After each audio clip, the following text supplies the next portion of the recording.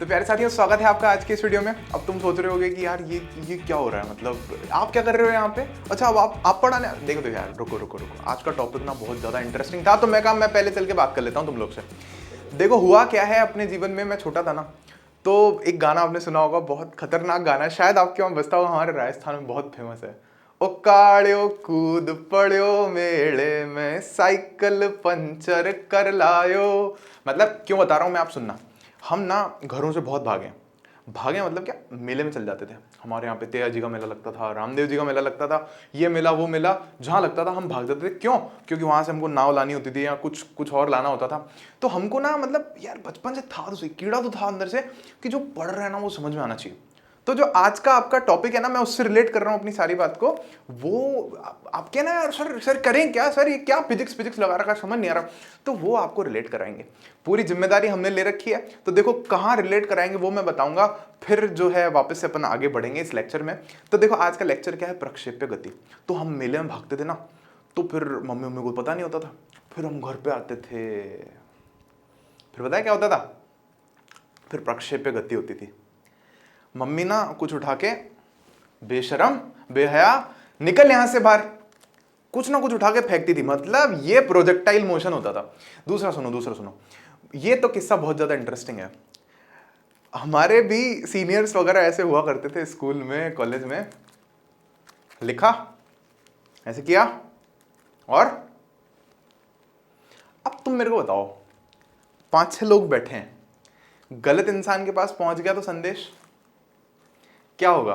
अब उनको तो चाहिए था इशारों में दिल देने वाले, लेकिन अब क्या होगा, कबाड़ा हो जाएगा। और वो अगर टीचर के हाथ में लग जाए तो आज का जो अपना लेक्चर है ना, यहाँ पे ये समझना पड़ेगा अपने को कि हम कैसे लिखें, कितने कोण पर उसको फेंकें, तो सही इंसान को हमारा मैसेज मिले, गलत इंसान को ना मिले। समझ रहे हो क्या इस बात को। तो जीतू भैया कह रहे थे कि सर आज का जो लेक्चर है ना, आप आ जाओ, हम लोग खेलते हैं बच्चों के साथ में। क्या खेलते हैं, देखो लेक्चर क्या है अपना, समतल में गति। इतनी कमाल की पीपीटी बनाई है सर ने। इसमें ये देखो आप, क्या है प्रक्षेप्य गति। हिरोशिमा और नागासाकी पर बम गिराया, अमेरिका ने बोला बम गिराया था इतने किलोमीटर दूर से, कितने कोण पर गिराना है, कितनी स्पीड से जाना चाहिए, कहां पे जाके गिरना चाहिए, भाई साहब पहले से क्लियर होना चाहिए। पता चले बम उरी में गिरा रहे थे, कश्मीर में गिरा रहे थे, लफड़ा हो जाता। समझ रहे हो इस बात को। तो एयरफोर्स में जाओगे तुम लोग, पायलट वायलट बनोगे कल को, तो ये चीज काम आएगी वहां पे। नहीं काम आएगी तो तुम तो पूरा का पूरा तहस नहस कर दोगे। बताई थी मैंने वाली बात पहले, एक छोटी सा अवसर जोक है, बहुत इंटरेस्टिंग था। ये छोटा बच्चा है अपना, ये शान सर नहीं है ये, ठीक है, दूसरा बच्चा है वाला। ये छोटा बच्चा क्या कहता है, अपने पापा को बोलता है, पापा मैं ना कुछ बताना है आपको। तो ऐसे ऐसे बातें चल रही थी बाप बेटे के बीच में। छोटा सा बच्चा है अभी यार, 5वीं 6वीं में, उसमें कहा ज़्यादा अक्ल नहीं है उसको। पिताजी कहते चल ये बता, तू बड़ा होकर क्या बनेगा। कहता है पिताजी मैं ना बड़ा होकर ना मैं प्लेन उड़ाऊँ, प्लेन। तो कहता है अच्छा, फिर प्लेन उड़ाएगा तो फिर तू एक दिन प्लेन हमारे घर के ऊपर से भी लेकर के जाएगा, तो हमें कैसे पता चलेगा कि तू तू वही प्लेन लेकर के जा रहा है। बच्चा सोचता है, कहते पापा मैं ना अपने घर पे बम डालते हुए जाऊंगा। तो वो बम डालने की पूरी व्यवस्था आज हम करवाने वाले हैं, तुमको पूरा बताने वाले हैं कि कैसे, किस एंगल पर, किस गति से तुमको बम डालना है। तो जीतू सर अब आ रहे हैं, हम लोग यहाँ पर कैच कैच खेलने के लिए बुलाया था, मैंने ज्यादा टाइम ले लिया यहाँ पर। सर हेलो बच्चों, आ गए हम वापस आप लोगों के साथ। तो आप लोगों के प्यारे जो भैया हैं हमारे, सर बोलो सर, क्या मतलब, चलता है राहुल भैया जो है, वो फिर से आप लोगों के साथ आए हैं। और हम आज आप लोगों के साथ एक कैच कैच का गेम खेलने वाले हैं, ताकि आपको ये जो प्रोजेक्टाइल मोशन वाला जो टॉपिक है वो समझ आ जाए। ठीक है, और राहुल सर ने बहुत अच्छी बातें आप लोगों के साथ की है। ठीक है, I hope do not try these at home. ठीक है, ये सब बातें वो, हाँ नहीं सर, बहुत सच्चाई भी है सर इन बातों में, क्योंकि मोहब्बत एक एहसासों की पावन सी कहानी है, और इन सबको किताबों से बहुत मोहब्बत करवानी है सर अपने को। तो देखो कैच कैच का गेम है, स्लो मोशन में दिखाने का प्रयास रहेगा तुम लोगों को, और समझना है इसको बेहतरीन तरीके से। एग्जाम में क्वेश्चन मान करके चलो इस चैप्टर में से, तो आप पक्के से।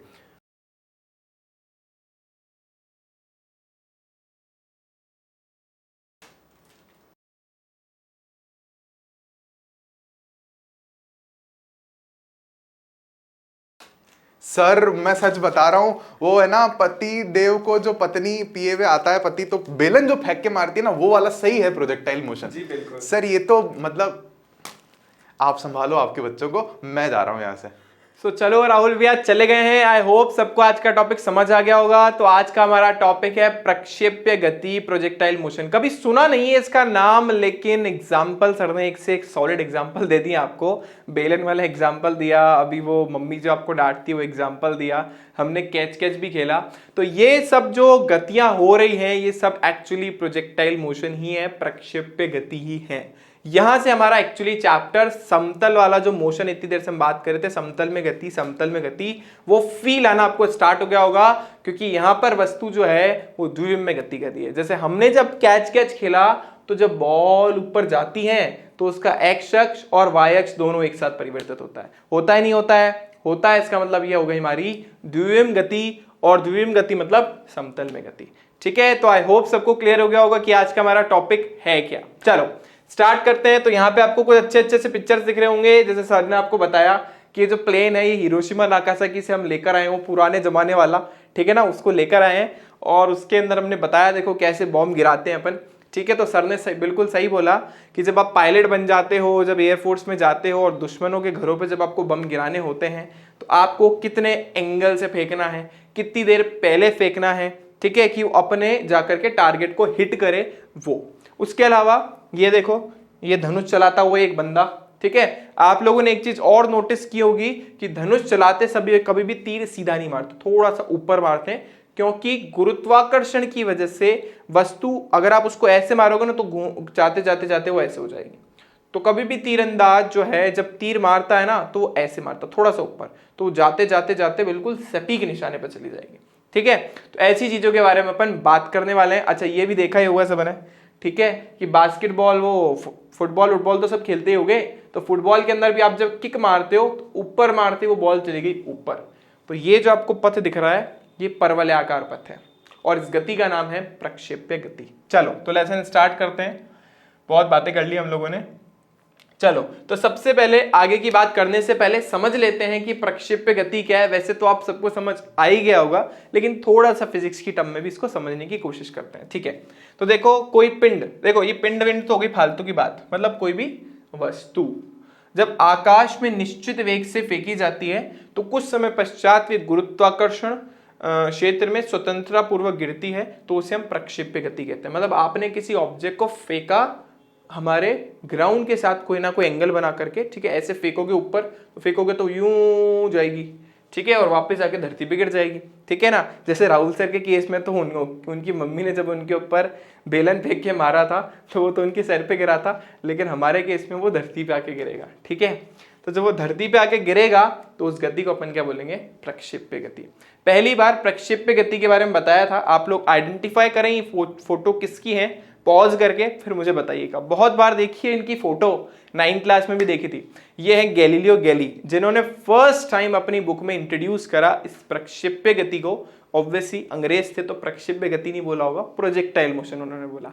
ठीक है, तो इनकी बुक थी, बुक का नाम देखो लिखा है, बुक तो नहीं थी, अपना एक छोटा सा, अभी अपन जर्नल पब्लिश करते हैं ना, जैसे आप लोगों ने सुना ही होगा कि बहुत सारे कॉलेज के जो लेक्चरार्स हैं वो अपना जर्नल पब्लिश करते हैं ना, किसी चीज़ पे थीसिस लिख रहे हैं या कोई डिस्कवरी करी उन्होंने, कुछ नई मतलब कोई भी नई इन्फॉर्मेशन निकाली, तो उसके लिए एक छोटा सा लेख उन्होंने पब्लिश करा और उस लेख का नाम था dialogue on the great world system. ठीक है ना। इसमें इन्होंने पहली बार प्रक्षेप्य गति के बारे में, प्रोजेक्टाइल मोशन के बारे में बताया था। ठीक है, तो आई होप सबको इतनी बात तो क्लियर हो गई होगी। अब आ जाते हैं अपन हमारी फिजिक्स की कहानी के ऊपर, क्योंकि वो समझना बहुत ज़रूरी है। नहीं समझे तो बेटा फिर तो आपको पता ही है आगे ज़िंदगी में क्या होना है। हमारे भी बहुत सारे ऐसे दोस्त हैं जो कि बेरोज़गार बैठे हैं, और आप में से कुछ लोगों ने पूछा ही कि सर 12th के बाद तो हम बेरोज़गार हो जाएंगे। तो क्यों हो जाओगे अगर ढंग से पढ़ोगे तो? नहीं तो खेलते रहो बेटा पबजी गेम, तो कुछ नहीं होना आगे जाके। ठीक है, तो प्लीज़ फोकस करो। चलते हैं हमारे लेसन के अंदर। ओके चलो, तो सबसे पहले कुछ बातें कर लेते हैं, कुछ अजम्पशंस करते हैं जब अपन प्रोजेक्टाइल मोशन को, यानी प्रक्षेप्य गति को पढ़ते हैं। कुछ अजम्पशन हमें मानने पड़ते हैं, बिना अजम्पशंस के हमारी आगे कहानी बढ़ती नहीं है। इसमें देखो पहला अजम्पशन हमारा है कि गति की परास में गुरुत्वीय त्वरण g का मान नियत तथा दिशा सदैव ऊर्ध्वाधर नीचे की ओर होती है। खुद सोचो, जब वस्तु इस तरीके से जा रही है, मैं कलर चेंज कर लेता हूँ मार्कर का, हाँ, तो जब वस्तु इस तरीके से यहाँ पर बना देते हैं, जब वस्तु इधर की तरफ जा रही है, प्रक्षेप्य गति हो रही है ना, तो प्रक्षेप्य गति तभी होगी जब पथ परवलयाकार होगा। तो जब वो जा रही है तो जो गुरुत्वाकर्षण त्वरण है वो हमेशा कहां लगेगा, नियत, हमेशा नीचे की तरफ। एक चीज इसने और बोली कि गुरुत्वीय त्वरण का मान नियत होना चाहिए। इसका मतलब यह है कि वस्तु को बहुत ज्यादा ऊंचाई तक भी नहीं फेंक सकते। क्यों? क्योंकि गुरुत्वाकर्षण वाले चैप्टर में हम ये पढ़ेंगे कि ऊंचाई पर जाने पर जी का मान कम होता जाता है।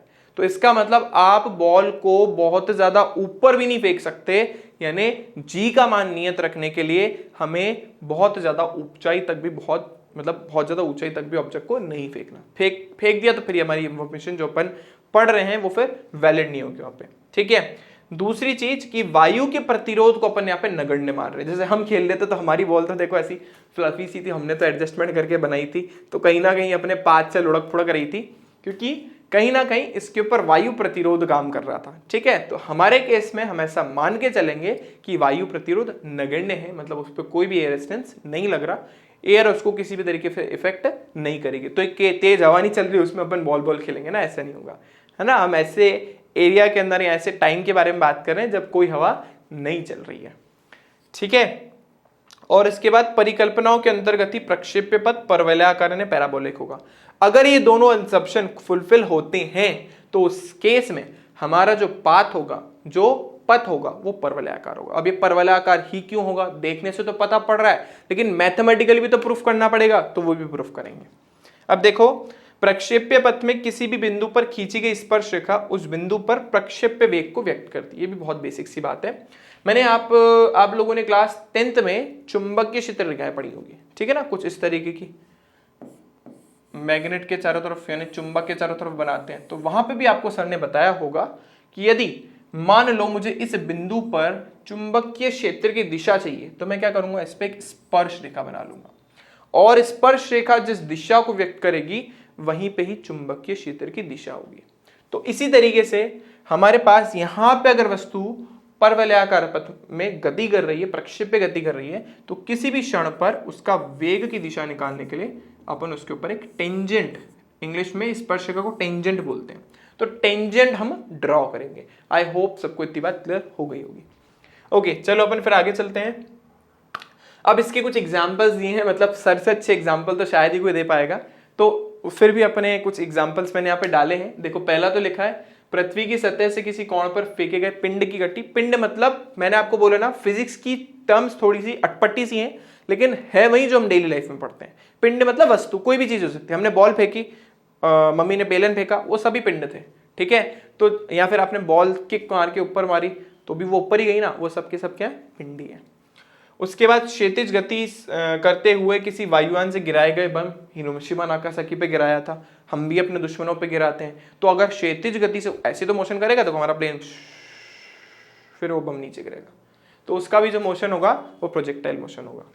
इसके बाद फेंके गए भाले की गति, वो भाला फेंकते हैं ना, भाला फेंक गेम होता ही है, आपकी स्कूल में भी होता ही होगा, ठीक है। तो भाला फेंक के अंदर भी अपन जब भाले को फेंकते हैं तो उसका पाथ भी कैसा होता है, पैराबोलिक। और धनुष से छोड़े गए तीर, जैसा मैंने आपको भी बताया, ठीक है। तो ये सब एग्जाम्पल्स थे। तो बेसिकली हमने ये समझ लिया कि आज हमें एक्चुअली पढ़ना क्या है। हमें पढ़ना है प्रक्षेप्य गति के बारे में, ठीक है, प्रोजेक्टाइल मोशन के बारे में। तो स्टार्ट करते हैं। अब हमारी थोड़ी मैथमेटिक्स स्टार्ट हो जाएगी, तो अब हमें फोकस करना है। अब हमारा सबसे पहला है प्रक्षेप्य का पथ, जो गति कर रहा है इसका पथ हम इतनी देर से बोल रहे हैं कि परवलयाकार है, परवलयाकार है, परवलयाकार है, पर आया कहां से, कैसे आया, वो समझना बहुत जरूरी है।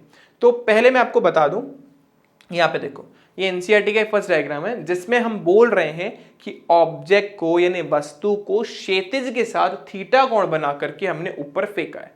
मैं खुद का डायग्राम आपको बना के बताता हूं, देखो यहाँ पे आप। तो ये आपने एक द्विविम बना लिया क्योंकि हमारा 2D मोशन है। तो जैसे उसमें बनाते थे ना आप लोग, आपका वो ग्राफ बनाते थे, तो वैसे ही कुछ ग्राफ है। सामने एक ऐसा प्लेन है, हमने बॉल को फेंका तो वो एक्चुअली एक प्लेन बना ना, प्लेन के ऊपर होती है सारी गति। तो जब आपने वस्तु को फेंका तो उसने एक्स अक्ष के साथ कुछ ना कुछ कोण थीटा बनाया, ठीक है ना, एक्स अक्ष के साथ कुछ ना कुछ कोण थीटा बनाया, और हमने उसे प्रारंभिक वेग u से ऊपर की तरफ फेंका है। अब मैंने आपको वेक्टर रेजोल्यूशन यानी सदिशों का वियोजन यानी उनके घटक रूप सिखाए थे, तो वही अपने को करना है। ये u है, तो इसके दो घटक हो जाएंगे। एक हो जाएगा एक्स अक्ष में जो मैंने आपको बताया था u cos थीटा, और एक y अक्ष में यानी u sin थीटा। तो देखो हम इसके दो घटक कर देते हैं। पहला घटक है हमारे पास u cos थीटा, और ऐसा करते हैं दूसरे वाले को हम ग्रीन कलर से बना लेते हैं। तो ये हमारे पास हो जाएगा, ओहो बहुत गंदा हो गया, तो हमारे पास हो जाएगा u sin थीटा। ठीक है, अब हमने जब किसी भी वेग के घटक कर लिए तो मैंने आपको बोला था वो वेग हट जाते हैं। तो यानी अब वस्तु x अक्ष की दिशा में u cos थीटा वेग से गति कर रही है और y अक्ष की दिशा में वो u sin थीटा के वेग से गति कर रही है। तो देखो ऐसा है, तो वो मैंने आपको बोला उसका पाथ कुछ इस तरीके का हो गया। मैं इसका पाथ बना देता हूं कुछ इस तरीके का, ठीक है ना, ये उसका पाथ है। उसको थोड़ा सा एक्सटेंड कर देते अपन। ओके चलो, अब यहाँ पे कुछ चीजें हमें पता ही है। जैसे मैंने आपको बताया कि x अक्ष में जो वेग है उसको हमने क्या बोला, u cos थीटा, इसे हम बोल देते हैं u, और सबस्क्रिप्ट में मतलब नीचे लगा देते हैं x। ये क्या बता रहे हैं, x अक्ष में वस्तु का वेग। ये जो हमने uy लिखा है, u sin थीटा लिखा है, इसको हम लिख देते हैं uy, यानी y अक्ष में वस्तु का वेग। तो हमें x अक्ष में वस्तु का वेग पता है, हमें y अक्ष में वस्तु का वेग पता है। मुझे एक छोटे से क्वेश्चन का आंसर चाहिए। क्या आपने एक बार जब बॉल को फेंक दिया तो बीच में आप कोई बल लगा सकते हो? ऑब्वियसली नहीं लगा सकते। ऐसे थोड़ा ना बीच में थप्पा मार मार के जा रहे हो, ऐसा तो पॉसिबल नहीं है ना। आपने बॉल को फेंक दिया मतलब फेंक दिया, यानी x अक्ष के अंदर त्वरण 0 है। एक बार वस्तु फेंकने के बाद आपने x अक्ष में कोई भी त्वरण नहीं लगाया। लेकिन भाई फेंक तो दिया, लेकिन वो जो गुरुत्वाकर्षण बल है ना भाई, अगर मैं ऊपर की तरफ फेंकता तो जा तो रहा है, लेकिन अगर गुरुत्वाकर्षण बल नहीं होता तो ये जाते जाते जाते जाते सीधा ऊपर चला जाता, जो रॉकेट का मोशन होता है। ठीक है, लेकिन गुरुत्वाकर्षण इसको बोलेगा नहीं भाई मैं तेरे को जाने थोड़ी ना दूंगा। तो ये जब ऊपर जाता है तो गुरुत्वाकर्षण इसको नीचे खींचता है, नीचे पकड़ता है। तो पकड़ने की वजह से हमें y दिशा में, y अक्ष में हमें मिला है एक त्वरण जो है ay, और जिसका मान है -g। क्योंकि मैंने स्टार्टिंग में बोल दिया था, अजम्पशन है कि गुरुत्वाकर्षण बल हमेशा नीचे की ओर लगता ही है, इसमें कुछ नया तो है ही नहीं। ठीक है, तो यहां पे हमने 4 पैरामीटर लिखे हैं। x अक्ष में वस्तु का वेग u cos थीटा, y अक्ष में वस्तु का वेग u sin थीटा, x अक्ष में वस्तु का त्वरण 0 और y अक्ष में वस्तु का त्वरण -g। बस और कुछ नहीं पता मुझे, और कुछ पता ही नहीं है, और मुझे बाकी सारी चीजें निकालनी है। अब पहली चीज, सबसे पहले उसने अपने को बोला है, अच्छा यहाँ पे मैं थोड़ा एनसीईआरटी का डायग्राम देके आपको थोड़ा फील भी दे देता हूँ, लेकिन ऑल दो ये फीलिंग वाला तो नहीं लग रहा, बहुत कॉम्प्लिकेटेड सा लग रहा है कुछ भी नहीं, बहुत ईजी है। देखो यहाँ पे वस्तु गति करी थी, इसने v0 बोला है, हमने u बोला, सिंप्लिसिटी के लिए। एनसीईआरटी वाला v0 करता है, हम तो बोलते हैं, हम तो बचपन से u पढ़ते आए तो u पढ़ो ना, तो u है, तो उसके दो घटक हो गए u cos theta, u sin theta. x अक्ष में त्वरण 0, y अक्ष में त्वरण -g। j कैप क्यों लगा है, क्योंकि y अक्ष में है, सदिश रूप में लिखा है इसलिए लगाया। ठीक है, अगर x अक्ष में लिखाना हो तो जैसे इसमें x अक्ष में लगाना है तो अपन लिख देंगे u cos theta i cap, अगर सदिश रूप में बताना है u sin theta j cap, अगर y अक्ष में बताना है। ठीक है, चलो अब इसके अंदर देखो, जब वस्तु गति करता जाता है तो हम हर बिंदु पर समझने की कोशिश करते हैं कि वस्तु के x घटक और y घटक के साथ क्या हो रहा है। अब जैसे इस बिंदु पर पहुंचा, इस बिंदु पर y घटक बढ़ गया x की कंपैरिजन में, टॉप मोस्ट पॉइंट पे y घटक बिल्कुल ही 0 हो गया। क्यों? क्योंकि वस्तु की गति का पथ ऐसा है, उच्चतम बिंदु पे y अक्ष पे जाने के बाद मैंने आपको बोला था, वस्तु जैसे मैंने बोला था ना, बॉल को ऊपर फेंका तो टॉप मोस्ट पॉइंट पे जाने के बाद वस्तु का वेग 0 हो जाता है। सेम चीज यहां पे है, टॉप मोस्ट पॉइंट पे पहुंचते ही वस्तु का y अक्ष तो 0 ही हो गया। ठीक है, और उसका x अक्ष सबसे ज्यादा हो गया। फिर जब वो नीचे आया तो वापस सेम कहानी, देखो नीचे आते आते उसका y घटक वापस बढ़ना चालू हुआ। ठीक है, फिर दोनों लास्ट में जो भी था स्टार्टिंग में वही हमारा v cos थीटा और v sin थीटा वो मिल गया।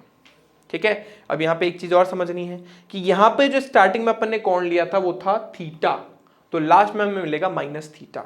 ये चीज भी इंपॉर्टेंट है कि फेंका तो थीटा से था लेकिन मिला माइनस थीटा से। अब देखो माइनस थीटा में क्यों बोल रहा हूं, थोड़ा सा समझो। वस्तु गिरेगी तो उसी कोण पर ही, पर देखो हमने जो कोण मापा है ना वो कैसे मापा है, देखो कैसे मापा है। वस्तु ऐसे गिरी, ये इसके वेग की दिशा है, वस्तु कैसे गिरी है, थीटा कोण पे गिरी है, लेकिन एंगल तो मैंने क्लॉकवाइज ले लिया ना, एंगल तो हमेशा एंटी क्लॉकवाइज लेते हैं। मैंने आपको बोला जब अपन एंगल को क्लॉकवाइज ले लें तब उसका जो कोण होता है वो नेगेटिव होता है। तो वस्तु जब गिरी नीचे तो वो माइनस थीटा से गिरी थी, चली थी थीटा कोण से, गिरी माइनस थीटा कोण से। कुछ चीजें आपने को याद रखनी है, थीटा कोण से फेंका, माइनस थीटा कोण पे गिरी, धीरे धीरे धीरे धीरे धीरे धीरे ऊपर तक पहुंचते पहुंचते जो क्या बोलते हैं टॉप मोस्ट पॉइंट पे जैसे अपन पहुंच जाते हैं तो y का जो घटक है, y का जो वेग है वो टॉप मोस्ट पॉइंट पे 0 हो जाता है, पूरा का पूरा वेग x को मिल जाता है और वस्तु वापस नीचे आ जाती है। जिस वेग से फेंकी थी उसी वेग से वापस नीचे भी आएगी, ऊपर फेंकी थी u से, मिलेगी भी u से। ठीक है, इसने लिखा नहीं यहाँ पे v0 ही आएगा, इसमें थोड़ा सा करेक्शन है, इसमें थोड़ी सी मिस्टेक लिखी है। ठीक है, आई होप सबको इतनी बात क्लियर हो गई होगी। अब हमें निकालना है इसका पथ का समीकरण। देखो जब हम किसी भी चीज का समीकरण निकालते हैं ना, पहले तो देखो बहुत कंफ्यूजिंग चीज है, क्योंकि मैंने आपको पहले भी बताया था जब हम समीकरण निकालते किसी भी चीज का तो एक्चुअली हम उसके चरों के बीच में, यानी उसके कोऑर्डिनेट्स के बीच में, उनकी वेरिएबल्स के बीच में रिलेशन निकालते हैं। जैसे मैंने आपको सरल रेखा का समीकरण बोला, सर y बराबर या ax plus B Y plus C बराबर 0, तो इस समीकरण में x भी दिख रहा है, y भी दिख रहा है और नियतांक फीतांक तो दिख ही रहे हैं। तो बेसिकली समीकरण में आपको x भी दिखेगा, y भी दिखेगा और नियतांक भी दिखेंगे। तो जब अपन समीकरण के बारे में बात करते हैं तो हमें कुछ अजम्पशन करने पड़ते हैं। पहला अजम्पशन, y दिशा में विस्थापन y ही है और x दिशा में विस्थापन x ही है। बस सिंपल सा अजम्पशन है कि y दिशा में विस्थापन, y दिशा में विस्थापन को हम बोल देते हैं एस वाई, क्योंकि हम विस्थापन को ऐसे बताते हैं। तो y दिशा में विस्थापन हमारा क्या है, एस वाई, जो कि y ही है। ये अदर देन दिस है, ये तो हमें पता है, इस इंफॉर्मेशन को हम बाद में यूज करेंगे, लेकिन सबसे पहले समीकरण चाहिए ना, उस समीकरण के लिए ऐसा कर रहे हैं। और ऐसी x दिशा में विस्थापन Sx is equals to x। ऐसा क्यों करा हमने भाई? मान लो ये वस्तु गति कर रही है, मैं आपसे पूछूं इस पॉइंट पे इस वस्तु के कोऑर्डिनेट क्या होंगे, सर मुझे तो नहीं पता, तो मैं ऐसा नहीं बोल सकता हूं कि इसके कोऑर्डिनेट x, y होंगे। कुछ भी होंगे, x और y की कोई भी वैल्यू होगी, लेकिन कोऑर्डिनेट तो x, y की फॉर्म में होंगे ना। तो मैंने कोई भी इस पथ का एक जनरल पॉइंट ले लिया जिसको अपन ने बोल दिया x, y, जहाँ पे x क्या है, x अक्ष में तय की गई दूरी, यानी थोड़ा सा नीचे बना के मैं आपको बता देता हूँ, नहीं तो मेरा वो डायग्राम गंदा हो जाएगा। तो अगर ये बिंदु है x, y, तो ये जो हमारी ये वाली जो दूरी है ये हमारा x और ये वाली जो दूरी है ये हमारा y। ठीक है, तो हमने ये तो बोला कि x अक्ष में विस्थापन x है, y अक्ष में विस्थापन y है। ठीक है, क्योंकि हमें एक जनरल समीकरण चाहिए। अब हम क्या करेंगे, हम एक छोटा सा काम करेंगे। भाई मुझे एक चीज बताओ, वस्तु को x दूरी तय करने में जितना समय लगा उतना ही समय उसको y दूरी तय करने में भी लगा होगा, क्योंकि वस्तु पहुंची तो इसी बिंदु पर ही है ना। तो x अक्ष में उसने जितना समय लिया है y अक्ष में भी उतना ही समय लिया है। तो हम क्या करेंगे, कॉन्सेप्ट क्या है, कॉन्सेप्ट ये है कि आप x अक्ष के लिए पहले समय अंतराल निकालो, दोनों के लिए समय सेम ही होगा, टाइम सेम ही होगा। तो x अक्ष के लिए समय अंतराल निकालो और उस समय अंतराल को y के लिए सब्स्टिट्यूट कर दो। मैं क्या बोल रहा हूं भाई, मुझे x पता है, मुझे y पता है, इनका प्रारंभिक वेग पता है, दोनों का त्वरण पता है। सबसे पहले मेरे पास 3 इक्वेशन होती है मेन, तो v equals to u plus a t, s equals to u t plus half a t square और v square equals to u square plus 2s। कोई भी इक्वेशन यूज करो कोई फर्क नहीं पड़ता, लेकिन अंतिम वेग तो नहीं है, मुझे तो सिर्फ प्रारंभिक वेग पता है। तो पहली इक्वेशन गई, तीसरी इक्वेशन गई, क्योंकि पहले में v आता है, लास्ट वाले में v स्क्वायर आता है, गए। कौन सी बची, s equals to u t plus half a t square. क्या मुझे s पता है, यस। क्या मुझे u पता है, यस। क्या मुझे t पता है, नहीं, मुझे निकालना है। क्या मुझे a पता है, हाँ पता है। तो इसका मतलब वही इक्वेशन लगेगी। तो सबसे पहले हम पहली समीकरण निकाल रहे हैं x दिशा के लिए। तो x दिशा में गति, समीकरण है हमारे पास s बराबर ut plus half a t square. अब ध्यान से सुनना, क्योंकि मैं x के बारे में बात कर रहा हूं ना, तो इसलिए मैं सबस्क्रिप्ट में सब जगह x लिख देता हूं। सर आपने टाइम के नीचे x क्यों नहीं लिखा? अभी तो बोला दोनों के लिए सेम ही समय होगा, इसलिए टाइम के नीचे सबस्क्रिप्ट में x नहीं लिखा, सिर्फ कहां पे लिखा है, s पे, u पे, a पे। ठीक है, अब बस वैल्यू रख दो। sx की वैल्यू कितनी है, x। ux की वैल्यू कितनी है, कहां गया, u cos थीटा। t की वैल्यू पता नहीं सर, वही तो निकालनी है। और प्लस हाफ ए एक्स की वैल्यू 0 और टी की वैल्यू पता नहीं सर, तो ये लास्ट वाली रिदम तो वैसे ही चली गई। इसमें अननोन क्या है? टी, तो ऐसे टी निकाल लो। तो देखो टी का मान क्या है हमारे पास, x बराबर u cos थीटा गुणा टी। तो ऐसे टी देखो क्या आ रहा है, सेकंड पेज पे लिखते हैं, तो हमारे पास आ गया x is equal to u cos theta into t. 4 बार लिख दिया इसको नहीं मैंने, तो t का मान देखो कितना आया, x upon you cos theta. अब यही t का मान जो है वो हम दूसरा जो y के लिए जो हमने विस्थापन के लिए यूज करेंगे, जो समीकरण लिखेंगे उसमें यूज करेंगे। कैसे? अब देखो हम लिखते हैं y अक्ष के लिए गति, ठीक है, तो y अक्ष के लिए गति देखो आप। अब देखो s बराबर ut plus half at square. तो देखो y दिशा के अंदर sy, uy, ay, sir t same क्यों लिखा, t को के नीचे y क्यों नहीं लिखा? सेम रीजन, दोनों के लिए सेम समय लगना ना, तभी तो t की वैल्यू निकाली। अब t की वैल्यू निकाल के यहाँ पे रख दो, जो अपन ने निकाली वो रख दो। sy की वैल्यू कितनी है? y तो मानी सर, y के लिए प्रारंभिक वेग ये रहा u sin थीटा, तो ये हमारे पास u sin थीटा। सर समय तो दोनों के लिए सेम ही है, हाँ तो रख दो यहाँ पे s x u cos theta plus half y के लिए त्वरण देखो माइनस जी पहले लिख रखा अपन ने, तो ये माइनस का जी, ठीक है, और t की जगह ये वापस लिख दिया अपन ने x अपॉन cos थीटा का वर्ग। अब अपने को एक समीकरण दिख रही होगी y की फॉर्म में और x की फॉर्म में, ठीक है, y और x की फॉर्म में एक समीकरण चाहिए तो मिल गई। बाकी u नियतांक है, थीटा नियतांक है, g नियतांक है, वो सब तो वैसे ही नियतांक है, तो समीकरण x और y की फॉर्म में आ गई, ठीक है। समीकरण निकालनी है इसलिए y और x तो इंक्लूड होंगे ही होंगे, और ये पूरी समीकरण पूरे पथ के लिए किसी भी पॉइंट के लिए आप ले लो, सबके लिए वैलिड है, ठीक है। तो देखो क्या आएगा, अब मैं इसको थोड़ा सॉल्व कर देता हूं। u से आपका u कैंसिल हो गया, साइन अपॉन कॉस बन जाएगा 10 और x तो ही हमारे पास, तो x tan थीटा ऐसा लिख देते हैं। ये माइनस के साइन को आगे ले लेते हैं, तो माइनस का हाफ g, x का हो गया वर्ग, नीचे कॉस स्क्वायर हो गया। आई होप सबको याद होगा कि हम कॉस थीटा के होल स्क्वायर को कॉस स्क्वायर थीटा भी लिख सकते हैं। अभी देखो आई गेस मैंने पेज नहीं छोड़ा होगा, ओके, तो अपन यही कर देते हैं काम। अभी देखो इस 1 अपॉन कॉस स्क्वायर थीटा को हम सेक स्क्वायर थीटा लिख सकते हैं, तो लिख देते हैं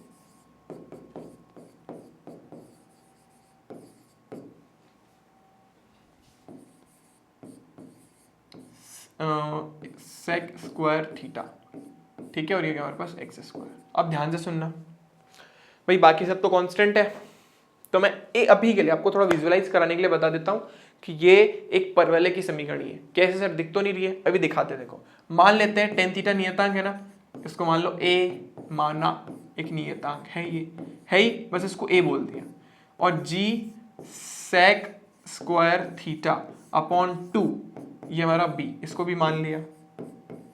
तो समीकरण देखो कितना आया, y is equal to a x minus b x square. मैंने बोला था ना क्या होती है जनरल समीकरण हमारे परवलय की, y बराबर A X square plus B X plus C. कोई बात नहीं, यहाँ पे 20 के साथ लिखा है, कोई फर्क नहीं पड़ता, वो वैसे भी नियतांक है। पर मैंने आपको क्या बताया था, मैंने आपको बताया था अगर एक्स स्क्वायर का गुणांक ऋणात्मक आए तो वो सैड पैराबोला होता है, यानी इसका जो भी क्या बोलते हैं शेप बनेगा वो पैराबोला होगा, वो भी डाउनवर्ड फेसिंग, मतलब नीचे की तरफ, यानी इसका शेप कुछ इस तरीके का होगा।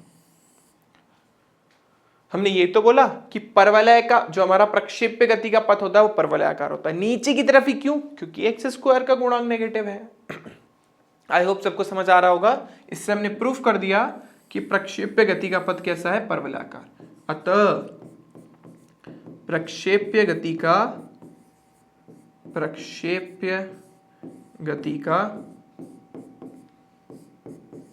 पथ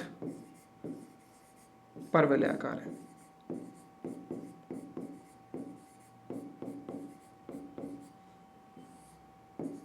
ठीक है, ये प्रूफ हो गया हमारा। चलो, बहुत इजी था, बहुत आसान था। एक बार रिकॉल और करा देता हूँ फटाफट से। देखो क्विक रिव्यू, क्या करा अपन ने, समीकरण चाहिए था कुछ चीजें हमने ऑलरेडी पता है, वस्तु को थीटा एंगल बना के ऊपर फेंका, तो u प्रारंभिक वेग था, उसके दो घटक कर दिए, x अक्ष में u cos थीटा, y अक्ष में u sin थीटा। ठीक है, अगर वस्तु को एक बार फेंक दिया तो x अक्ष में कोई भी बल नहीं लग रहा, तो त्वरण तो जीरो, तो x अक्ष में त्वरण जीरो। लेकिन जब फेंका तो भाई गुरुत्वाकर्षण तो उसको नीचे खींच रहा है, तो उसके लिए गुरुत्वाकर्षण जो त्वरण है वो y अक्ष में लगेगा -g।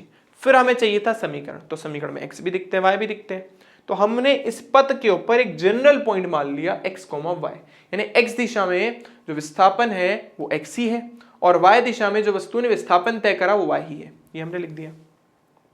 फिर हमने बोला यार वस्तु पहुंच एक पर्टिकुलर पॉइंट पर ही है, तो x ने जितना टाइम लिया है उतना y ने भी तो लिया, क्योंकि वस्तु तो अपनी जगह स्थिर है। हम ऐसा मान के चल रहे हैं कि वो क्या बोलते हैं x और y में उसके घटक तो हमने किए, पर हम तो जानते ही है ना कि वस्तु उस पॉइंट तक पहुंची तो x में उसने जितनी दूरी तय करने में टाइम लिया होगा उतना y के लिए भी लिया होगा।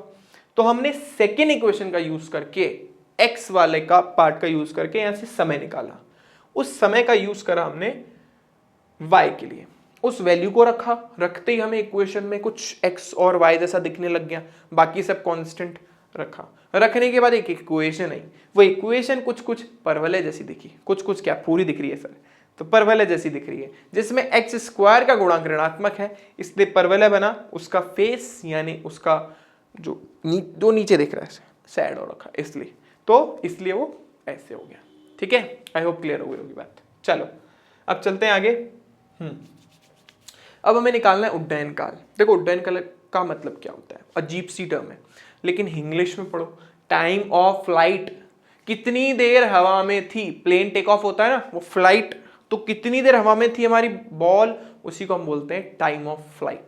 मतलब वस्तु जो है कितनी देर हवा में थी, या जब उसको फेंका तो फेंकने के बाद वापस जब वो धरातल पे आई तो कितना टाइम उसने लिया, उसी को हम क्या बोलते हैं, उड्डयन काल। ठीक है, वही डेफिनेशन लिखी है, पर निकाले कैसे सर, निकाले कैसे? कॉन्सेप्ट यूज करना है जो मैंने पहले बताया था, क्या कि जो उच्चतम बिंदु है वहां पर जो वस्तु का वेग है वो क्या हो जाता है, जीरो हो जाता है, बस। वो भी किसके लिए, y के लिए। तो देखो उस कॉन्सेप्ट का यूज करते हैं, तो ये इस तरीके से। ठीक है, तो उच्चतम बिंदु पर वस्तु का वेग y अक्ष में जीरो हो जाता है। प्रारंभिक वेग तो हमें पता ही है, दूसरा कलर चेंज कर लेते हैं, है ना। ये हमारा आप सबको पता है u है, ये इसके साथ थीटा कौन बना रहा है, ये हमारे पास हो गया u cos थीटा, और ये हमारे पास हो गया u sin थीटा। ठीक है, उसके बाद x अक्ष में त्वरण जो है वो जीरो है और y अक्ष में त्वरण जो है वो -g है। सिंपल। अब मैंने बोला उच्चतम बिंदु पर वेग जीरो है, प्रारंभिक वेग तुम्हें पता है, अंतिम वेग तुम्हें पता है, त्वरण तुम्हें पता है, t तो निकालना है, निकाल लो ना। तो पहली इक्वेशन लग जाएगी v = u + at, क्योंकि सब पता है, बस y के लिए। ठीक है, तो लेकिन वो जो समय होगा ना वो यहां से लेके इस पॉइंट तक के लिए होगा, लेकिन प्रक्षेप्य गति जो अपन पढ़ रहे हैं उसमें जितना टाइम वस्तु को न्यूनतम बिंदु से अधिकतम बिंदु तक जाने में लगता है उतना ही समय उसे न्यूनतम से वापस धरातल पर भी आने पर लगता है। तो यदि अगर मैं O से, मान लो इस पॉइंट को O, इसको A दे देते हैं और इसको B बोल देते हैं, चलो अभी के लिए, तो O से A तक उसको जितना टाइम लगा उतना ही टाइम उसको A से B में भी लगा होगा। तो O से A के टाइम का हम डबल कर देंगे तो हमें पूरा प्रक्षेप्य उड्डयन काल मिल जाएगा। ठीक है, देखो ये लगाते हैं, अंतिम बिंदु पर जीरो, क्या बोलते हैं जो टॉप मोस्ट पॉइंट है, ये हमारे पास कितना है, u sin theta into T plus ay की वैल्यू, ओहो ये तो प्लस है ना, हमने इसको t कैसे लिख दिया, इस बात के लिए बहुत रोना है लेकिन बह तो गए। ठीक है, ठीक है, तो अब क्या करेंगे, अब मेरे को t चाहिए, अब तो सिंपल सॉल्व करो, इसको इधर ले आओ, इसको इधर ले आओ, जैसे करना है। तो देखो t का मान कितना आया, u sin थीटा बटा g, तो ये है हमारा समय। ठीक है, ये सिर्फ आधा ही समय आया है, क्योंकि हमें तो पूरा, हमने तो बोला ना यहां से यहां तक पहुंचने में उसने कितना समय लिया है, इतना, तो पूरा कंप्लीट करने में कितना टाइम लेगी, O से A प्लस A से B, तो कुल समय कितना आया देखो, कुल उड्डयन काल उड्डयन काल, नाम ही ऐसा अजीब सा नहीं, उड्डयन। इसको बताते हैं कैपिटल टी से, वो जो अभी हमने समय निकाला उसको स्मॉल टी बोला, उसका डबल। ठीक है, वहां आता u sine theta upon g, तो यहां आ जाएगा 2u साइन थीटा अपॉन जी। कॉन्सेप्ट क्या है वो पकड़ो, रट्टा नहीं मारना है। एग्जाम में डेरिवेशन आ जाओगे ना भूल जाओगे। मैं बहुत सारे बच्चों को पढ़ा चुका हूं जो एग्जाम में ही बोलते हैं सर डेरिवेशन याद ही नहीं रहती है। कॉन्सेप्ट नहीं पकड़ते हो ना, इसलिए रट्टा मारने की कोशिश करते हो। कॉन्सेप्ट यह है कि उच्चतम बिंदु पर जाने पर वस्तु का वेग 0 हो जाता है। तुम्हें y दिशा में प्रारंभिक वेग पता है, तुम्हें y दिशा में अंतिम वेग पता है, तुम्हें त्वरण पता है। यार सब तो पता है, टाइम नहीं निकाल सकते क्या? निकल जाएगा ना, उसमें डेरिवेशन रटने का कुछ काम ही नहीं। आई होप सबको ये उड्डयन काल समझ आ गया होगा। चलो फिर अपन आगे चल सकते हैं। अब है क्षैतिज परास, इसको इंग्लिश में बोलते हैं हॉरिजॉन्टल रेंज। नाम से कुछ समझ आ रहा है? परास मतलब रेंज ही होता है, ठीक है। तो एक्स अक्ष में क्षैतिज में उसने जितनी अधिकतम दूरी तय करी उसी को अपन क्या बोलते हैं? क्षैतिज परास। या हम ऐसा बोल सकते हैं जब आपने वस्तु को फेंका तो वापस वो धरातल पे आई होगी, तो उसने धरातल पे जितनी भी दूरी तय करी है क्षैतिज दिशा में, वो क्या उसका क्षैतिज परास। आई होप क्लियर हो गया होगा। ठीक है, अब निकालेंगे कैसे? ये एक बड़ा क्वेश्चन। चलो सोचो, y अक्ष में तुम्हें x अक्ष में विस्थापन चाहिए, बिल्कुल चाहिए। क्या तुम्हें समय पता है? सर पता है। क्या तुम्हें प्रारंभिक वेग पता है? पता है। क्या तुम्हें त्वरण पता है? सर पता है। तो यार सब पता है तो निकाल लो ना, कितना इजी है। देखो विस्थापन निकालना है, त्वरण पता है, समय पता है, प्रारंभिक वेग पता है। कौन सी इक्वेशन लगेगी जिसमें v नहीं आता? पहली और तीसरी काट दो, बची कौन सी? दूसरी। तो हमारे पास हो गया s x is equals to u x t plus half a t square. Sir t कहाँ पता है? अरे अभी तो निकाला उड्डयन काल। ये उड्डयन काल ही तो है जितने टाइम पीरियड के लिए वो हवा में थी, ठीक है। तो टाइम हमें पता है ना, तो हम क्या करेंगे? एस एक्स को हम बोल देते हैं इंग्लिश में आर, रेंज है ना इसलिए इसको बोलते हैं अपन आर। आर बराबर प्रारंभिक वेग कितना था? U cos theta 2u sine theta upon G, अभी निकाला, प्लस हाफ। देखो इस टर्म का वैसे भी कोई औचित्य तो है नहीं क्योंकि x अक्ष में त्वरण 0 होता है, लेकिन फिर भी हम हमारी आत्मसंतुष्टि के लिए इस टर्म को रख देते हैं। अरे भाई जा तू यहां से, क्या क्या खुल जाता है। ठीक है, तो ये लास्ट वाली टर्म तो गई क्योंकि वो 0 हो गई, तो बचा कौन? ये। रेंज कितनी आई? 2u स्क्वायर, या स्क्वायर एज इट इज रहने देते हैं तो आपको पढ़ने में इजी रहेगा। मैं आपको बताता हूँ क्या बोल रहा हूँ मैं। u square 2 sine theta cos theta upon G. अभी सर मत खुजाओ मेरी तरह, क्योंकि ये आइडेंटिटी हमने पढ़ी थी प्रारंभिक गणितीय संकल्पनाओं में। 2u sine theta cos theta sine 2 theta की आइडेंटिटी होती है। देखा, मैंने बोला था ना कितनी चीजें फिजिक्स में सीधी सीधी काम आती है, बस पहले पढ़ने की जरूरत थी। तो हमें रेंज भी मिल गई, रेंज का फॉर्मूला भी अपन ने निकाल दिया, ठीक है ना। अब ऐसा मत सोचना वो थोड़ी सी जगह कम बची थी इसलिए मैंने ऐसा कर दिया। तो आई होप सबको क्लियर हुआ होगा। लेकिन प्रश्न में अगर आपसे पूछूं कि भाई मुझे तो अधिकतम, मान लो मैंने आपसे पूछा कि इसका अधिकतम परास कितना होगा, वस्तु कितना अधिकतम परास, मतलब कितने अधिकतम क्षैतिज परास तक जा सकती है। तो अगर मैं आपसे पूछूं अधिकतम क्षैतिज परास निकालना, अगर मैं, ध्यान से सुनिए, क्षैतिज परास, तो उस केस में थीटा कितना होना चाहिए, कोण कितना होना चाहिए। हम आपसे पूछ रहे हैं अधिकतम क्षैतिज परास के लिए what is the value of theta, कोण का मान क्या होगा। तो ध्यान से देखें भाई, यू स्क्वायर है, जी है, उसको तो कुछ कर नहीं सकते। इस साइन थीटा का अधिकतम मान ले लो, साइन 2 थीटा का अधिकतम मान तो 1 होता है सर, ठीक है चलो। तो साइन 2 थीटा का अधिकतम मान अगर हमें मिल जाए 1, तो अधिकतम हमें क्षैतिज परास मिल जाएगा। 1 इसका अधिकतम मान होता है किस कोण पर? 90 डिग्री पर। तो 90 डिग्री हमारे लिए, चलो वहां लिख देता हूं मैं इसको, तो हम लिखेंगे साइन 2 थीटा बराबर साइन 90, यानी 2 थीटा का मान जो है वो 90 के बराबर आया, यानी थीटा का मान आया हमारे पास 90/2 यानी 45 डिग्री। यानी अगर वस्तु को 45 डिग्री के कोण पर फेंका जाए तो वो अधिकतम दूरी तय करेगी। सबसे आसान चीज 45 डिग्री के कोण पे वस्तु को फेंक दो, वो ज्यादा से ज्यादा हॉरिजॉन्टल यानी क्षैतिज दूरी तय कर लेगी। ठीक है, आई होप सबको क्लियर हो गया होगा। और कितना आएगा उसका मान, r बराबर you square upon g. Sir कहाँ से उठा के लिया इसे, अरे यार साइन तो थीटा की वैल्यू रख दी ना एक, तो आया क्या मान हमारे पास, r बराबर यू स्क्वायर अपॉन जी। तो आई होप सबको क्लियर हो गया होगा। ठीक है, चलो चलते हैं आगे। ओहो इतनी जगह छोड़ी क्या हमने, हाँ अधिकतम क्षैतिज, ओहो अच्छा ये निकाल दिया हमने यहाँ पे लिखा है टॉपिक, जगह हमसे थोड़ी ज़्यादा छूट गई, तो ऐसा करते हैं हम उस टॉपिक को वहाँ शिफ्ट कर देंगे, चलो छोड़ो। ठीक है, तो आई गेस सबको क्लियर हो ही गया होगा। तो अब ध्यान से देखें बच्चा लोग, हमें क्षैतिज प्रक्षेप्य की अधिकतम ऊंचाई निकालनी भाई, मैक्सिमम हाइट। मैक्सिमम हाइट का मतलब कितनी अधिकतम ऊंचाई तक ये जा सकता है, तो ये है आपकी अधिकतम ऊंचाई, ये यानी इस बार y दिशा में विस्थापन चाहिए, x दिशा में विस्थापन निकाल चुके हो।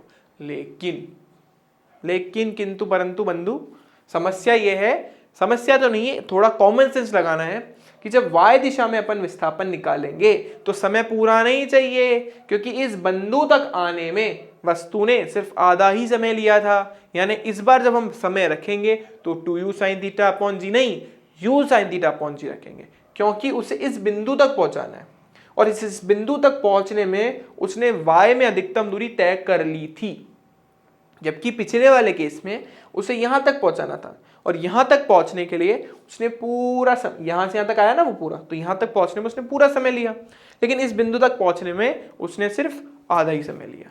ठीक है, तो देखो अब क्या करना है भाई, एस वाई बराबर u y t plus half a t square. S y चाहिए, इसको हम बोलते हैं कैपिटल एच, जैसे उसको रेंज बोलते हैं ना, इसको मैक्सिमम हाइट को कैपिटल एच बोलते हैं। तो यू वाई की वैल्यू कितनी है, यू साइन थीटा, है ना, और टी का मान ध्यान रखना, उड्डयन काल नहीं उसका आधा, यू तो उसका अंदर फॉर्मूला था हमारे पास 2u साइन थीटा अपॉन जी, मैं आपको बता देता हूँ, हाँ ये रहा 2u साइन थीटा अपॉन जी, लेकिन मुझे इसका आधा ही चाहिए सिर्फ, तो आधा क्या आएगा, u sine theta upon g, तो ये होगा हमारे पास u sine theta upon g plus half a का मान माइनस जी और u का मान t का मान वापस यही, तो u साइन थीटा अपॉन जी का होल स्क्वायर। बस हो गया हमारा काम। देखो ये हो गया हमारे पास h बराबर you square sine square theta upon G. अभी माइनस के साइन को आगे ले आते तो माइनस हाफ जी, इसका करेंगे वर्ग, तो you square sine square theta upon g square, है ना दोनों। अब देखो थोड़ा मैथमेटिक्स आनी चाहिए आपको, इसका वर्ग इसका वर्ग इसका वर्ग, तीनों का होगा क्योंकि होल स्क्वायर है। अभी भाई एक जी से तो एक जी मर गया, बहुत गंदी बात है, मर गया, पर कुछ कर नहीं सकते, बहुत अच्छा था लेकिन मर तो चुका ही है, कुछ कर नहीं सकते उसका। U square sine square theta upon g minus half, देखो यहाँ पे और कौन बच रहा है, अच्छा जी नीचे है हमारा, सॉरी हाँ सही है, सही चल रहे हैं, नीचे जी बच रहा है और ऊपर you square sine square theta. अब ध्यान से ऑब्जर्व करो, बड़े ध्यान से, you square sine square theta, you square sine square theta ले लो ना कॉमन, तो you square sine square theta 1 upon, अच्छा जी भी ले ही लो, यहाँ पे 1 आया और माइनस हाफ, तो एक में से आधा जाता है तो आधा ही बचता है, तो हमारे पास अधिकतम ऊंचाई का फॉर्मूला आया you square sine square theta upon 2g। ये आ गया सूत्र, आई होप क्लियर हो गया होगा, ये हमारे अधिकतम ऊंचाई का सूत्र है। तो हमने बेसिकली 3 फॉर्मूले पढ़े, ठीक है ना। समीकरण जो है पद की समीकरणों काम नहीं आती, वो सिर्फ डिराइव करने के लिए आती है। तो 3 समीकरण मेन है हमारे, पहला उड्डयन काल 2u साइन थीटा अपॉन जी, दूसरा क्षैतिज परास अधिकतम क्षैतिज परास तो you square sine theta upon G, और तीसरा अधिकतम ऊंचाई U square sine square theta upon 2g। I hope सबको क्लियर हो गया होगा, ठीक है, क्लियर हो गया ना सबको। चलो तो हाँ जी, अब प्रक्षेप्य का पथ परवलयाकार होने की क्या क्या सीमा है, क्या क्या लिमिटेशंस हैं जो पथ को परवलयाकार रखेंगी। तो देखिए यहाँ पे आप सब, किसी प्रक्षेप्य का पथ परवलयाकार तभी होगा जब प्रक्षेप्य के वेग की दिशा इसके त्वरण की दिशा से भिन्न हो।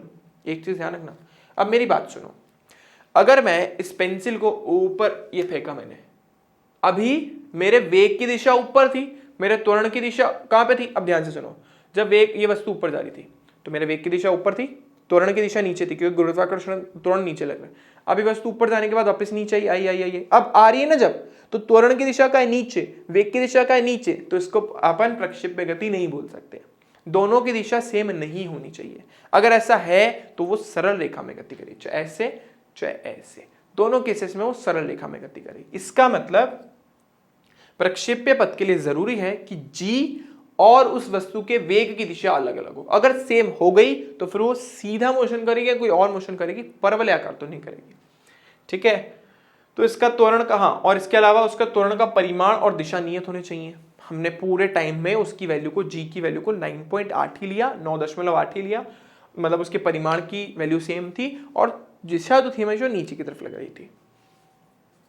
प्रक्षेप्य गति बहुत अधिक ऊंचाई तक ना जाए, बोला था मैंने, क्यों, क्योंकि अगर धरती से ज्यादा ऊपर गए तो उस केस में जी का मान घटता जाएगा, तो मतलब जी का मान नियत ही नहीं रहा ना, चोपर बोल रहा था इसीलिए। इसके बाद प्रक्षेप्य गति का प्रारंभिक वेग बहुत ज्यादा नहीं होना चाहिए। अगर प्रक्षेप्य गति का प्रारंभिक वेग बहुत ज्यादा हुआ तो वायु प्रतिरोध काम करना स्टार्ट कर देगा। ऐसा क्यों सर, ज्यादा वेग से क्या बोलते हैं वायु प्रतिरोध कैसे बढ़ सकता है। तो मैं आपको एक लॉजिक सीधा सीधा बताता हूँ। ये वैसे हम बेसिकली पढ़ने वाले हैं, फ्लूइड वाला जो चैप्टर है तरल वाला, उसमें मैं आपको बताऊंगा, पर फिर भी मैं आपको बता देता हूँ कि जब किसी भी वस्तु को बहुत ज्यादा तेजी से फेंका जाता है ना, तो उस पर शान बल मतलब रेसिस्टिव फोर्स बहुत ज्यादा बढ़ जाती है। जैसे ऊपर से नीचे अगर किसी वस्तु को देखो, जब ऊपर से नीचे वस्तु गिरती है, जैसे पैराशूट से अपन गिरते हैं, तो पहले तो उसका वेग बढ़ता है बढ़ता बढ़ता बढ़ता बढ़ता है, फिर सडनली उसका वेग कम हो जाता है और वो उसी नियत वेग से नीचे की तरफ गिरती है। ऐसा क्यों, क्योंकि जब वस्तु ऊपर से नीचे गिरती है और उसका वेग बढ़ता है तो उसके साथ उसका शान भी बढ़ता जाता है। एक फॉर्मूला अपन आगे पढ़ेंगे, एफ बराबर 6 पाई ईटा वीटा को तो आप छोड़ो, ये सब देखो, रेसिस्टिव फोर्स वेग के सीधे समानुपाती होता है। कहां से आया फॉर्मूला, कहां से नहीं आया, उसमें दिमाग नहीं लगाना, बस रेसिस्टिव फोर्स शान बल जो वस्तु की गति का विरोध कर रहा है वो उसके वेग के सीधे समानुपाती होता है। तो अगर आपने वेग को बढ़ा दिया ना तो शान बल यानी रेसिस्टिव फोर्स बढ़ जाएगा। अगर वो बढ़ गया ना तो बढ़ते ही गेम खत्म। फिर उस केस में जो हम बोल रहे थे ना कि बाकी सारी चीजें, जैसे कि हम बोल रहे थे कि हॉरिजॉन्टल रेंज में क्षैतिज दिशा में बल नहीं लगना चाहिए, त्वरण 0 होना चाहिए, तो त्वरण 0 का रहा क्योंकि शान बल काम कर रहा है। तो उस केस में तो त्वरण 0 रहा ही नहीं, तो यानी आप ax का मान 0 रख ही नहीं सकते, फिर तो सारी कहानी चेंज हो जाएगी। इसलिए हम वस्तु को बहुत ज्यादा वेग से नहीं फेंकते, नहीं तो शान बल अपना एक्ट करना चालू कर देता है। ठीक है, इन सबको हटाते हैं। इन सब सीमाओं के अंतर्गत तोप से छोड़े गए गोले का प्रक्षेप्य पथ परवलयाकार होगा। मतलब तोप से देखो एक बोल, जब अपन देखो तोप जमीन के बहुत पास में है, आपने ऐसे शूट किया, एक तो उसका वेग बहुत कम क्योंकि बहुत हैवी है, और दूसरी बात तो जमीन के बहुत पास है, तो मतलब पथ परवलयाकार होगा। लेकिन अगर हम मिसाइल के बारे में बात करें तो मिसाइल का पथ परवलयाकार ना होकर दीर्घवृत्तीय हो जाता है। मिसाइल जो होती है ना, मिसाइल्स के बारे में बात करें, हम छोटे मोटे गोले वोले के बारे में नहीं बात करें, तो मिसाइल से जो आपने फेंका है, अगर बहुत ज्यादा वेग से फेंका है, क्योंकि एक तो देखो मिसाइल, एक तो हमारे जो भी वो चल रहे हैं प्लेन व्लेन चल रहे हैं बहुत हाइट पे है, ठीक है, धरती से ऊंचाई बहुत ज्यादा है, तो जी का मान वैसे परिवर्तित हो गया। ठीक है, तो और दूसरी बात काफी वेग से गया, चलो वेग की बात को हम हटा भी दें तो काफी ऊंचाई पर है, जी का मान चेंज हो गया, तो जी का मान चेंज हुआ तो उस केस में यहाँ पे पथ परवलयाकार नहीं होकर के दीर्घवृत्त हो जाता है। दीर्घवृत्ताकार इलिप्टिकल पाथ कुछ ऐसा होता है, ठीक है ना, परवलय कुछ ऐसा होता है, दीर्घवृत्त ऐसा होता है ना, तो ये सर्किल है, ओवल होता है ना अंडा, वैसा कुछ है, लेकिन एक तरह से निकला हुआ नहीं होता, ऐसा होता है, ऐसा कुछ सही से बनाओ तो कुछ ऐसा होता है। ठीक है ना, आई होप क्लियर हो गया होगा। तो अब उस केस में है ना, जब वस्तु गिरेगी ना, तो मतलब नीचे से ऊपर से नीचे गिरेगी तो उसका पथ ऐसा होगा, आधा परवलयाकार नहीं, ये पथ परवलयाकार ऐसा होता है, ऐसा होगा ये ऐसा। ठीक है, तो वो दीर्घवृत्ताकार होगा। ज्यादा डिटेल में हम नहीं जाते, बस इतनी सी बात है, तोप से गोले को फेंकोगे तो परवलयाकार, लेकिन मिसाइल दाग दी तो वो दीर्घवृत्त हो जाएगा। ठीक है, एक और बहुत अच्छी बात, इसकी न्यूमेरिकल मैंने डाले हैं लेकिन अपन नेक्स्ट क्लास में करेंगे क्योंकि क्लास बहुत लंबी एक्सटेंड हो रही है। तो अगर हम एयर रेजिस्टेंस को ले लें, मतलब हम मान लें कि हमारा वायु प्रतिरोध काम कर रहा है, तो उस केस में देखो क्या क्या होगा। अगर हम बोल रहे हैं यदि प्रक्षेप्य गति पर लगने वाला वायु प्रतिरोध नगण्य ना हो, मतलब उसके ऊपर वायु प्रतिरोध लगे, तो पहली चीज प्रक्षेप्य को ऊपर जाने में लगा समय वापस आने में लगे समय से क्या होगा, कम होगा, कम होगा।